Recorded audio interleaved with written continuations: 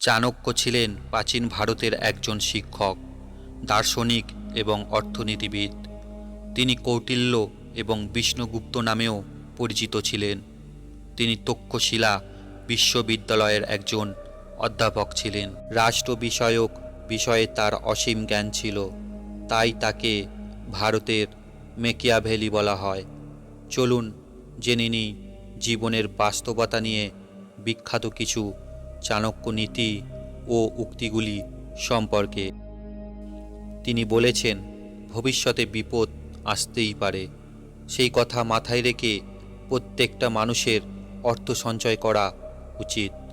যেমন কর্ম করবে তেমনি ফল পাবে। কোনো ভগবান তোমার কপালে দুঃখ দূর করতে পারবে না। যে ব্যক্তির জন্মর দ্বারায় বংশের নাম উজ্জ্বল হয়, সেই ব্যক্তির জন্ম সার্থক হয়। যে যতই শক্তিশালী হোক না কেন, ভাগ্যকে নিয়ন্ত্রণ করার ক্ষমতা কারণ নেই। পুরুত্ব যদি হয় গুণবান, পিতামাতার কাছে তা স্বর্গ সমান। একটি শক্তিশালী মনকে কেউ হারাতে পারে না।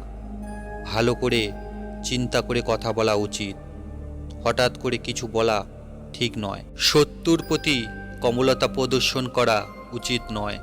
তাকে সর্বদা বিপজ্জনক মনে করাই উচিত।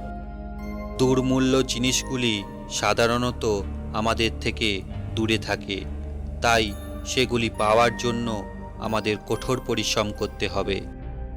অন্য দানের চেয়ে শ্রেষ্ঠ দান হয় না এবং ভবিষ্যতেও হবে না।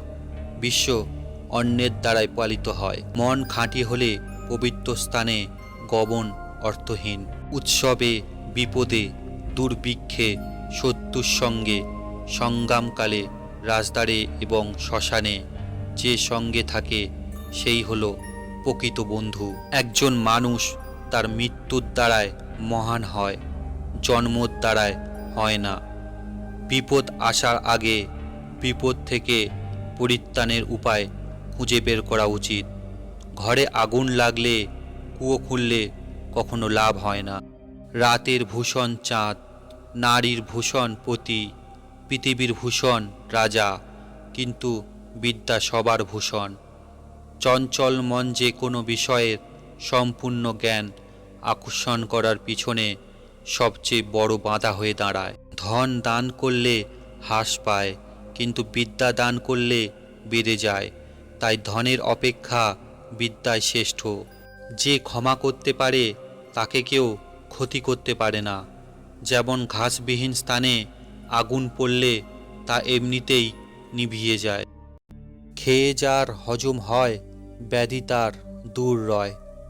বিরাট পশুপালনের মাঝেও শাবক তার মাকে খুঁজে পায়। অনুরূপ যে কাজ করে অর্থ সব সময় তাকে অনুসরণ করে।